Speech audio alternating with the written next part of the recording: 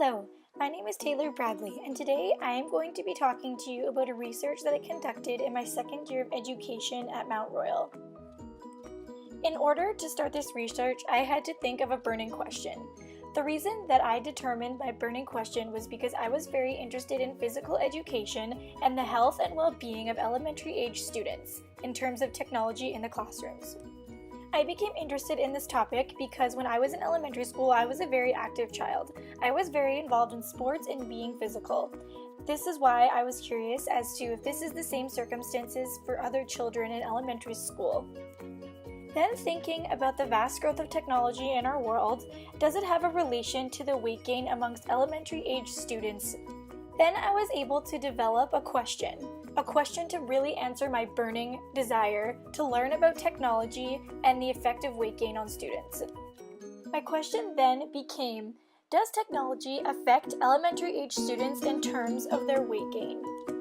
Some of the information that I also wanted to find out was if technology was affecting their weight gain, I wanted to find out how peers, teachers, or future candidates such as myself can help students to avoid gaining weight because of their recreational use of technology. Before officially conducting my research, there were a couple of steps that I had to take. One of the first steps that I had to do was looking at past literature. This past literature involves studies, experiments, and the use of technology in the classroom. This was important because it created the background section of my research manuscript.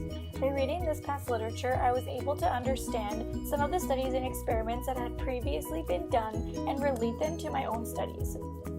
This helped me to understand that as a researcher, there are very different approaches and perspectives. While reading this literature, I was able to gain a wide variety of knowledge and read articles that were very similar to my question, who had the intent of finding the answer to the same question as myself. I discovered that different research is needed to obtain results. Another step that I had to take was getting a certificate in human ethics, which gave me the ability to conduct professional research.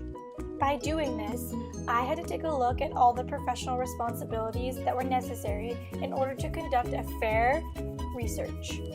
I studied all of the requirements that were needed in order to make this research fair and beneficial to the audience. Throughout the process, I also received peer feedback. One of the things that my fellow peers were able to look at were how I conducted my research and where.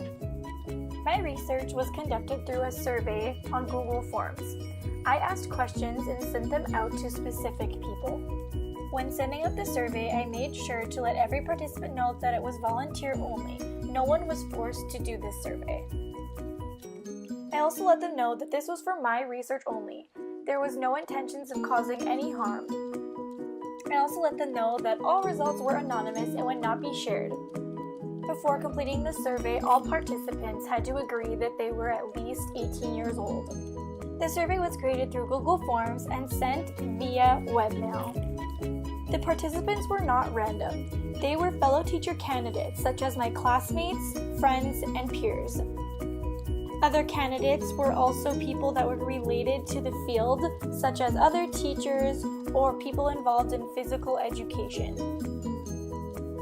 I got my data analysis and it was done through word clouds in a program called Worded Out and the representation of graphs.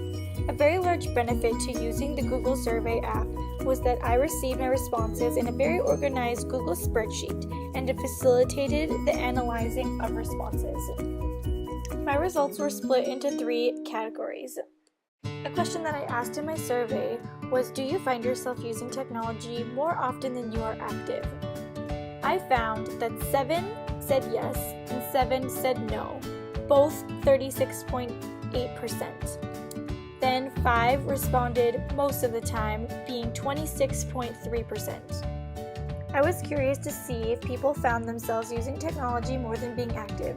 The results were split in half, but 26.3 are on both sides.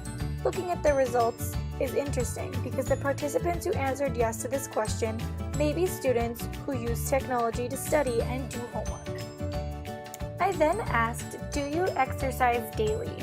For exercise, I included things such as dog walking, sports, or working out. The answer was 12 answered yes, being 63.2%, and the others said no, 7 people, being 36.8%. Both of these results were displayed in pie charts. This made it very easy for me to see who answered yes and who answered no. The collage of words that was created through Worded Out represents the words that stood out in the written responses of my survey. One of the last questions that I asked was a written response. The question was, what recommendations and strategies can you provide me with for my future teaching practices about how digital technology can be used to help students avoid weight gain? The answers that I got to this question were extremely beneficial and led me to find some of the evidence. Many participants were able to give me suggestions on how I can help students use technology in a way that will be beneficial to their life. The survey led me to some of these tips as a future teacher. 1 is to track the use of technology. Do not let students use technology for every single activity and lesson. For recreational use and free time, students should not be using technology every single time. Teachers should also let parents know that technology use at home should be used in moderation. Children should not be using it all night and all day throughout weekends. Participants in my survey let me know that if we do not maintain the use of technology amongst elementary age students, they will become lazy and develop a sense of entitlement. Participants also noted that using technology in a positive and beneficial way will let students know that they can use technology but still remain active. I'll be showing some apps at the end of the video that can encourage students to become fit and remain active in their life by still using a little bit of technology to make it seem a little bit more interesting. Throughout this research, I also found that students must maintain a balance between being active and still using some technology. Technology in this day and age is unavoidable. Children will have to use it regardless. When children are using technology, they need support from others to maintain a balance between being active and using technology in their life. Children must split their time between being active and also being able to use technology for fun or for homework. Technology can still be used for fun, and children can still be up to date with the newest video games and TV shows. But they must remember that they have to stay active for a certain portion. Parents and teachers can help support this by giving their child a time limit. They can go on the computer for a certain amount of time, but they must be doing something that involves physical activity for the same amount of time.